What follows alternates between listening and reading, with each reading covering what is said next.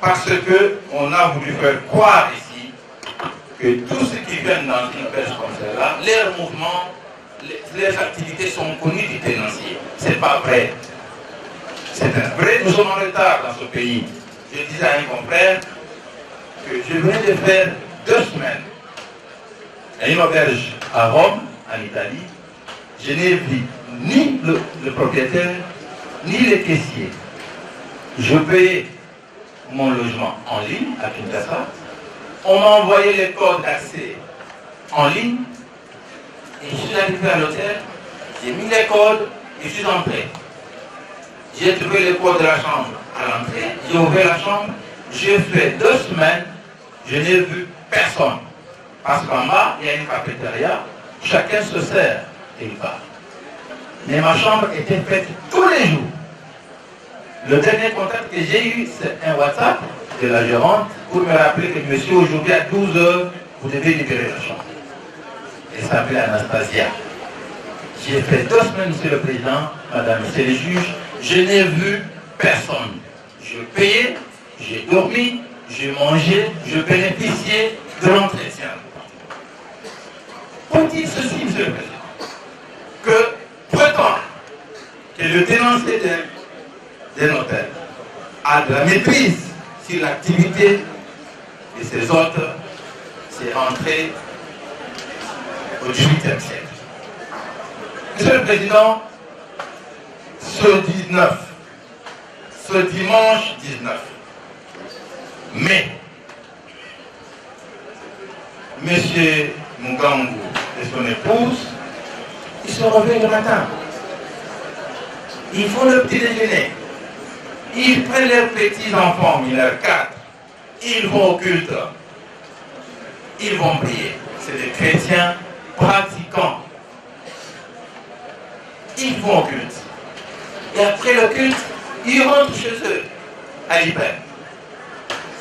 Et en rentrant chez eux, ils arrivent à la maison, ils s'écoutent rien. La vie est normale. Ils avaient ce même programme. Et une jeep de la police débarque devant chez eux. Autour de 11 h, il veut voir le propriétaire. Monsieur se présente. C'est vous le propriétaire de chez Momo? Oui, il y a un problème. Oui, il y a un problème. Sur lequel on va vous expliquer à la dernière. Et s'en est suivi une brutalité. On les a pris. Monsieur, madame, téléphone, sac, tout ce qui pouvait être pris a été pris. Les voilà de l'église à la dernière. Ils arrivent à la dernière. On leur dit ceci. Est-ce que vous connaissez Christian Malam? C'est l'audition qui commence, chacun des deux. Non. Comment ça? Mais vous l'avez logé chez vous? Non, jamais. Ils non. Il a fait un coup d'État raté et vous en êtes complice parce que vous l'avez logé chez vous. Nous n'avons jamais logé ce monsieur. Et la photo? Bon. Ah, c'est David. David a logé chez nous. Il dit non, il ne s'appelle pas David. Il dit non, monsieur, il s'appelle David. Nous avons ses identités chez nous. Il dit non, il s'appelle Christian Malam. Cela que la pauvre m'a dit, le pauvre Mugangu apprendront que ce monsieur-là qui a logé chez eux, il s'appelait Marcel Malam. Et Christian Malam. Et ça n'est suivi tout le calvaire, je ne veux pas le détailler ici. 10 jours de son lit de cadre à un carton sur un ciment à la dernière. 10 jours de torture morale parce qu'il faut qu'ils acceptent que Christian Malam, c'était leur hôte. Dans cela, ils ont été amenés avec ces 2 pauvres serveuses, ce petit nettoyeur et le caissier qui est à côté. Monsieur le Président, vous avez entendu comment, à la dernière, on s'était forcé de faire enfiler à ces pauvres dames les tenues du fameux mouvement Moussaïr. Vous avez entendu comment on les a contraints, parce qu'en fait, le BPM de la défense arrivait, il fallait quand même qu'on trouve un décor. Vous avez entendu comment ils ont dit non. Parce qu'ils ne comprenaient rien de ce qui leur arrivait. On a amené ce problème. C'est le président Judith Moukela. Comment on t'a pris? Je suis venu dimanche pour travailler. Dimanche, lorsqu'il arrive autour de 10 h pour prendre son service, elle commence à 10 h à tête. Elle voit une équipe de la police devant chez Momo. Elle se dit, ah, tonton, il va s'étailler. La pauvre, elle accélère le pas pour aller apprêter le restaurant. Elle ne savait pas que c'était dans la gueule du lion. Elle venait de chez elle. Et c'est comme ça qu'on a ramassé ce jeune homme qui dort dans l'annexe parce que, écoutez, la gueule est ce qu'elle est, c'est un petit nettoyeur, on clôture à 22 h, le matin il va nettoyer. Il dormait les pauvres, 18 ans, on sait dormir à cet âge. Quand on dort, on dort. Il ne sait rien de ce qui s'est passé. On le ramasse, en fait on ramasse tout le monde. Vous comprenez pourquoi excusez-moi, je ne sais pas dire ce mot, mais le pauvre malade mental qui est là, qui dort dans la rue, est ramassé dans cette forêt, parce qu'on voulait faire du nombre. On voulait faire du nombre. Il est là, il ne sait même pas pourquoi il est là. Il est ramassé parce que pas appris, c'est ma cliente vous a dit. Il est là, il traîne sur la rue, il mange dans les poubelles, il ramasse les bois où il veut, mais il est là. On devait se gêner, monsieur le président. Au XXIe siècle, on a dans les bourses des accusés un fou. Non, c'est inadmissible. On a dans les bourses des accusés un fou. J'ai posé la question à mon jeune confrère, que nous, Barreau, nous avions décidé de faire pour la cité. Comment tu fais? Il me dit, rien, je ne sais pas. Quand je vais pour l'extraire, il ne sort pas.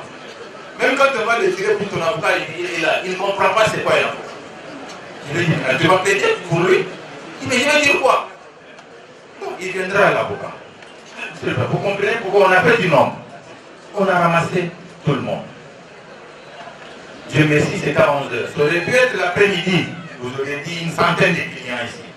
J'ai mon confrère à ma gauche qui me disait, rien, ce jour-là, il va aller manger là-bas. Et c'est vrai, il n'est pas le seul, monsieur le président. Moi qui vous parle. Faites des anniversaires des enfants, je suis là. Moi, c'est mon ami. Je dois le dire, c'est mon ami, celui-là. J'y vais quand je veux. Je serai dans les bords des accusés. On aurait dit le doyen de Kinshasa Gombe était parmi les commanditaires des Kinshasa. Avocat des assaillants lui-même. Voilà des quoi, monsieur le président. Et ils sont pris, et depuis lors, des passages, un passage éclairé à l'auditorat, et ils sont ici. Je me demande s'il a encore son boulot. Je vous dis. Parce que 3 mois après, la loi autorise à l'employeur de résilier les contrats. On commence à payer un petit peu caché, même s'il est bon.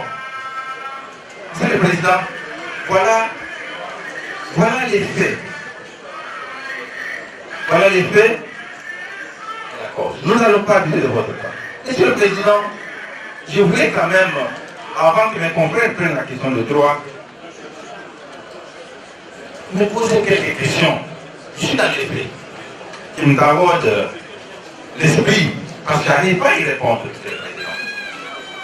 Je n'arrive pas à y répondre parce qu'en fait, ça me semble insolite. Que voulez-vous dire? C'est le Président. Mougambou, mes frères. Auditeur de profession. Je vous ai dit qu'il est directeur de l'audit interne. Auditeur de profession, Monsieur le Président. Je le vois, comme l'a dit M. l'auditeur, membre de l'association des malfaiteurs. Ça veut dire quoi? Il savait que son complice, Hicham Malang et la bande, sont allés faire un coup d'État. Il le savait. M. l'auditeur. Et puis, monsieur, il rentre chez lui, tout bonnement. Il dort, permettez-moi le terme, dans les bras de sa femme. Le matin, il se réveille. Il prend le petit déjeuner, le 19, sachant que le coup d'État a échoué.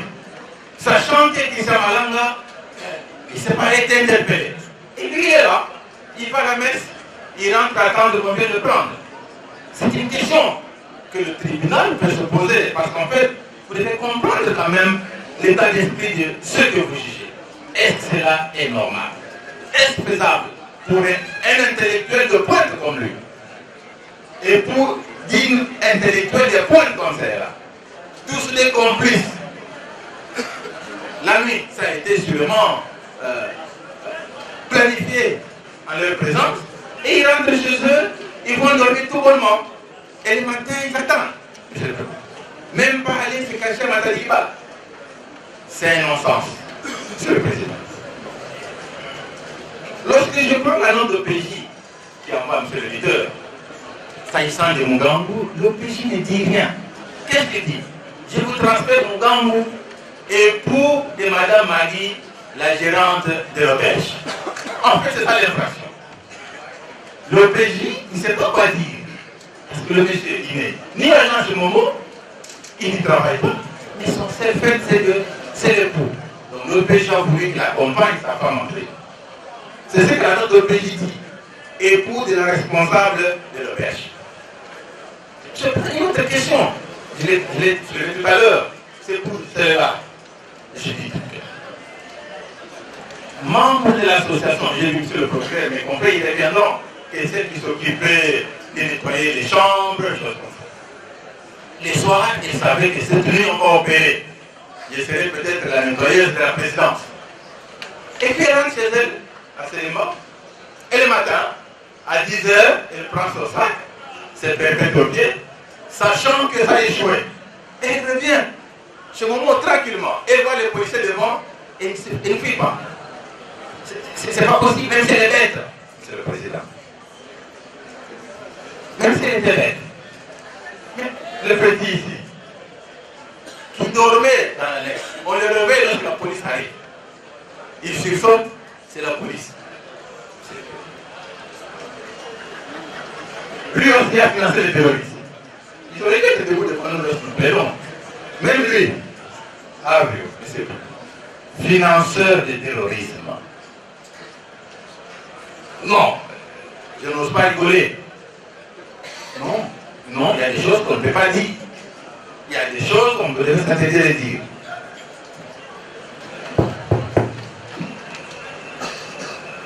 Il s'agit là de l'infraction de financement du terrorisme.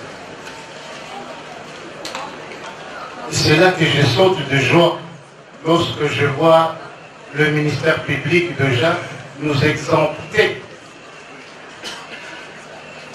du contour de la lecture de cette infraction, même parce que de lui-même a eu quand même à nous présenter de manière sommaire ce qu'on entendait par cette infraction. Monsieur le Président, je vais m'efforcer de vous présenter un tableau où on maintiendrait à gauche l'infraction que venait présenter mon confrère, celui de l'association de malfaiteurs, avec au bas de la page les différents membres de nos clients pour lesquels nous prenons parole par devant vous. Et à droite, nous allons nous efforcer de nous projeter dans cette infraction de financement du terrorisme. Connaissant très bien les éléments constitutifs de cette infraction, parce que ça a été surabondamment abordé par mes prédécesseurs, je vais très rapidement essayer de faire une corrélation entre les prévenus et cette infraction. Nous savons que Madame Magui Mata, avec son établissement, nous avons eu du mal à essayer de tourner pour voir comment est-ce que l'AU a financé le terrorisme. Alors que lorsque celui-ci est arrivé dans ses offices sollicitant l'hébergement, il a quand même imposé de payer. Imposé de payer. Et celui-ci a payé, Monsieur le Président. Il a payé le prix pour être logé. Et lui et ses dépendants, dont le droit américains, entre autres fils et ses deux amis.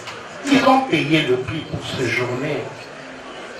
C'est alors que dans son organisation, elle avait bien prévu que quiconque se loge dans mon établissement, il aura affaire à Judith, il aura affaire à Avio, il aura affaire à Adolphe, il aura affaire à Ange. Tous ces intervenants sont structurés dans le règlement d'ordre de cet établissement. Il n'y a pas eu gratuité. Si la personne reçue en son temps, David Kumasamba, par la suite, on vient découvrir que celui Christian Malanga, lorsqu'il a eu envie de prendre une bière, il devait payer. Ça, il a payé. Lorsqu'il s'agissait de bénéficier de quelconque avantage, celui-ci n'a pas eu cela gratuitement, comme on prétend le dire. Mais celui-ci a eu à débourser le prix. Il mettait la main dans sa poche et il renflouait les caisses de l'auberge chez Momo. Alors que cette infraction tente de nous entraîner dans le sens où la flèche, normalement, devait être à l'inverse. Donc, ça aurait été Momo qui sort son argent, quel que soit le bon temps, et qui éjecte dans la caisse des assaillants, ou du groupe si vous voulez. Mais parce que cela n'a pas été le cas, et parce que surabondamment, cela est encore démontré, même lorsque, comme le dit souvent le ministère public, dans la démarche de la conquête du pouvoir, pour déstabiliser les institutions. Et souvent il ajoute, chargeur vide ou vidé. C'est ce qui est souvent les. Mais cette fois, c'est que nous avons assisté, M. David Kumasamba a décidé d'aller renverser les institutions, alors que sachant qu'il y a certains des membres de l'établissement Momo qui étaient là jusqu'aux heures tardives parce qu'ils ont passé nuit en ce lieu, mais celui-ci va dire non, non, vous restez. Il les a laissés. Il a embarqué ce qu'il estimait amener avec lui dans la conquête du pouvoir. Ils sont partis. Cela prouve à suffisance que Momo n'était pas dans le théâtre des assaillants. Ils sont restés. Ils sont partis seuls. Et parce que aucune réunion n'avait été tenue en ces lieux pour essayer d'étayer et de réajuster le tir avec le personnel Momo, c'est ce qui amène aujourd'hui que tout bonnement qui sont venus pour travailler et qui se sont même eux-mêmes retrouvés face à ce que nous déplorons. Monsieur le Président, membre de la composition, l'infraction du financement du terrorisme en soi nous met dans la joie parce que l'officier du ministère public est resté cependant dans des suppositions. Et parce que nous ne sommes que dans le supposition, et parce que nous sommes en difficulté de présenter et de donner les contours et la hauteur de ces financements, vous comprendrez que, Monsieur le Président, cette infraction n'a pas lieu d'être retenue. Ça fait tout de suite motif d'acquittement, Monsieur le Président. Tout de suite. Parce que vous allez observer que, à la lumière de ce que les législateurs auraient voulu, le 6 prévenus par devant vous ne sont pas tombés dans le panier pour que cette infraction soit concluante. Voilà en très peu de mots, Monsieur le Président, parce que je ne voudrais pas suyer vos oreilles avec toute la litanie de la législation ici sur place, mais avec votre permission, je vais vous demander de me retirer pour laisser à ce que les autres confrères n'aient pas pu être disposés. Merci beaucoup, Monsieur le Président. Monsieur le Président, distingués membres de la composition, Monsieur l'organe de la loi, en ce jour, nous tenons la parole au nom et pour le compte afin de défendre le prévenu Taï. C'est consort de le mettre à ce sont les malfaiteurs et consorts. On devait préciser quelle est la responsabilité pénale de tout et chacun. Il y a eu assassinat. Qui a tiré? Le ministère public n'a pas démontré. Et, Monsieur le Président, vous allez vous rendre compte, d'une manière passagère, l'organe de la loi hier, où c'était à l'audience passée, vous a dit ici que non, il y a eu abandon des postes physiques et moraux des éléments commis à la garde du palais de la nation. Et que pour le ministère public, il y aura des poursuites plus tard. Mais présentement ici, il vous demande, il sollicite la condamnation de supprimer la vie de tous ses compatriotes.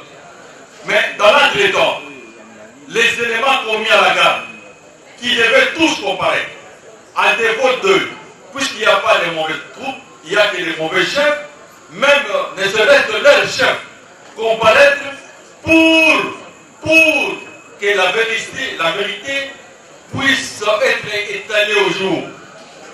À ce jour, aucun élément de la garde présidentielle, moins encore leur chef, a défilé des verbaux pour nous dire, puisque les anciens, les prévenus vous ont dit, en venant vers le palais de la nation, nous avons vu des types garder devant nous et on les a vus partir pour aller où? Puisqu'ils étaient à la gare. Ils sont allés où? Mais pourquoi ils ne comparaissent pas? Ils sont où? Pourquoi on doit attendre d'abord la condamnation des autres pour faire venir les éléments commis à la garde du palais? Ce sont des observations pertinentes, Monsieur le Président. Quand vous allez vous retirer, vous allez en tenir compte. Et plus encore, nous avons écouté ici l'une des parties civiles, la République démocratique du Congo, vous a dit que c'est un conflit qui oppose les enfants à leur mère. Leur mère, c'est la RDC. Et un conflit en famille, ça c'est heureusement en famille. Avec votre autorisation, les confrères peuvent prendre le relais. Merci bien, Monsieur le Président, pour la parole. Nous n'allons relever que quelques points. Monsieur le Président, vous vous souvenez, lorsque le prévenu Ruffin avait comparé, nous avions soulevé un certain nombre de problèmes, notamment le fait qu'il a été torturé. C'est présent de rien à cause de cela. Il a été torturé. Là, oui, la République démocratique du Congo est signataire de la Convention contre la torture. Rien ne nous a été dit, nous avions relevé différentes dispositions de cette convention-là. Monsieur le Président, tout au long de cette instruction, on vous a fait voir, et Ruffin vous l'a dit, qu'il était porteur de 2 valises. Où sont parties ces 2 valises-là? Parce que jusqu'aujourd'hui, on ne retrouve pas ces 2 valises. Où sont ces 2 valises? Monsieur l'auditeur Victor de Garnison, où sont les 2 valises de notre client? Et qu'elles contenaient ces valises-là? Si ce ne sont que des biens personnels, les habits et autres. Monsieur le Président, j'aimerais porter à votre connaissance. Je pense que nous l'avions, une fois lors de l'instruction, posé la question à M. Jordan de la Loi. Ruffin, comme l'a si bien dit mon estimé confrère, était un commerçant. Il était venu ici au Congo, comme l'a dit notre confrère, sur appel du chef de l'État. Il est venu avec 10 conteneurs. J'ai dit bien 10 conteneurs qui se retrouvent aujourd'hui à Matadi. Est-ce que quelqu'un qui a autant de biens pourrait-il s'aventurer dans de telles actions, laissant ces conteneurs sans marchandises qui vaut des millions? Aujourd'hui, la liste est là, les 10 conteneurs. C'est vérifiable. Non, Monsieur le Président, ce n'est qu'un hasard. Des circonstances qui ont fait qu'il retrouve Youssouf. S'il n'avait pas retrouvé Youssouf, il serait bienvenu. Il aurait pris un autre moyen de transport.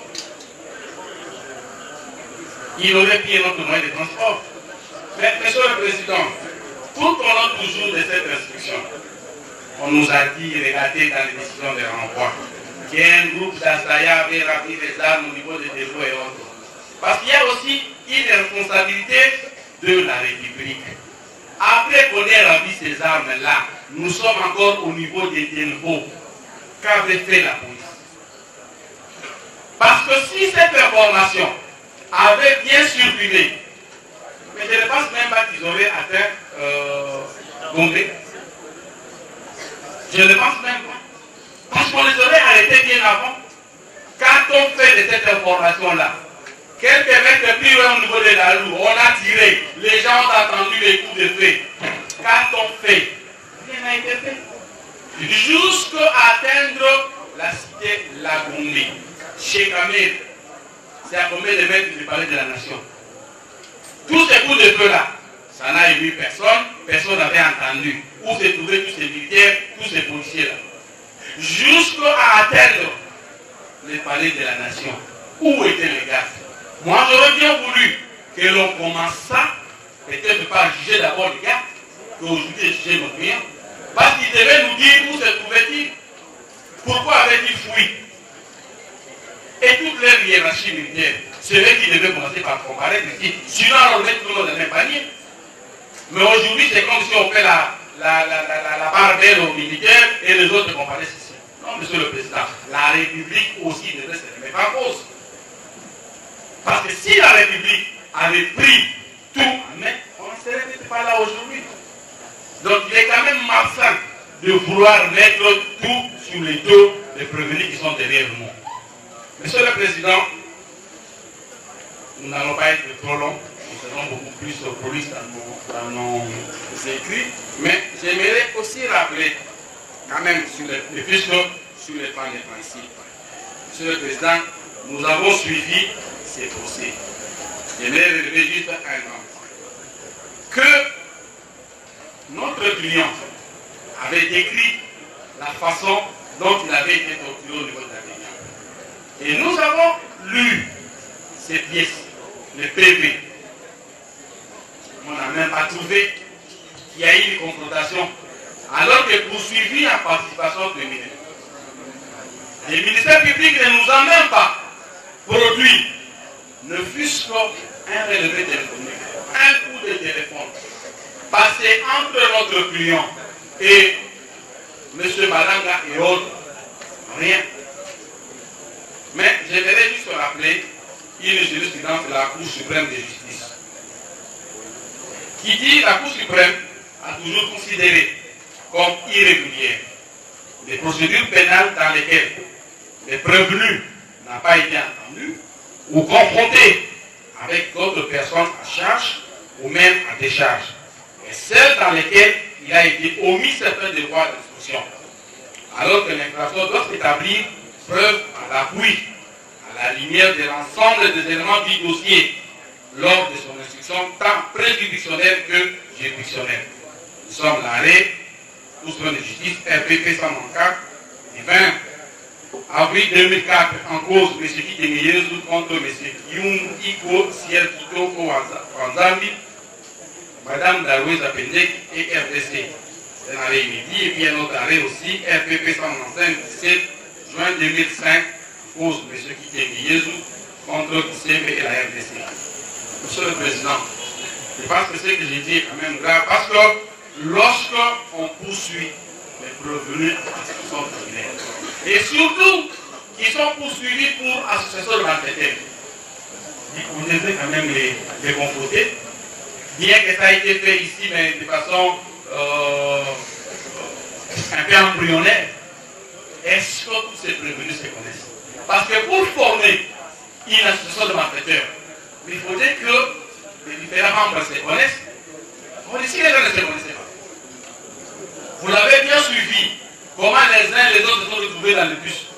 On prenait les gens du village, puis jusqu'à Kinshasa. Peut-on, dans les cas d'espèce, parler d'une association de malfaiteurs? Non. Qui a recruté tous ces gens-là? Qui était le chef? Comment avaient été répartis les rôles, les tâches? Ça, on ne sait pas. Mais Monsieur le Président, le principe est bien connu. Dès lors qu'un élément constitue du dossier de l'infraction n'est pas établi, il n'y a pas prévention. Et ici, nous prenons juste l'entente au préalable, qui est le commencement même d'une association de malfaiteurs. Et dès lors que cet élément n'est pas établi, tout devra tomber. Parce que si d'ores et déjà, on n'est pas dans une association de malfaiteurs, comment est-ce qu'on peut, par la suite, commettre des actes criminels? On estimait qu'on fait, qui est passé à un moment, vous l'avez bien dit, que l'élément majeur à retenir ici, c'est la contrainte morale. Et j'aimerais bien, Monsieur le Président, dire au ministère public, nous avions vu les experts ici nous balancer les vidéos. En tout cas, je ne crois pas moi avoir vu Ruffin avec une arme. Ruffin n'avait pas porté une arme. Mais même dans la décision de renvoi, on fait les dire, mais on met à cette position tous ces armes-là et ce sont toujours les mêmes faits qu'on répète. Finalement, il y avait combien d'armes? Il y avait combien d'armes représentées ici? 7 armes, 6. Et dans la liste, là, on en a déjà, on est déjà au-delà de 10. Et tous ces bombes qui sont décrites là, où sont passées ces bombes-là? On ne les a jamais vues. Hein? On ne les a jamais vues. Donc, partant, Monsieur le Président, nous disons que les montages avaient été bien essayés, malheureusement, ça n'a pas réussi. Nous avons dit, nous serons polis à nos équipes, nous avons fait. C'est comme ça que je viens vous demander, toute l'énergie, toute la force que j'avais le matin, c'était mon C. Nous vous prions d'autoriser. Alors, depuis matin que nous sommes ici, M. le Président, il a fallu que nos mémoires soient en place pour bien préparer la défense de nos clients. C'est ainsi qu'au nom de tous les avocats que nous prenons parole, nous sollicitons à votre audience tribunal. Il y a l'avocat de Marcel Malang qui veut. Je ne pense pas, M.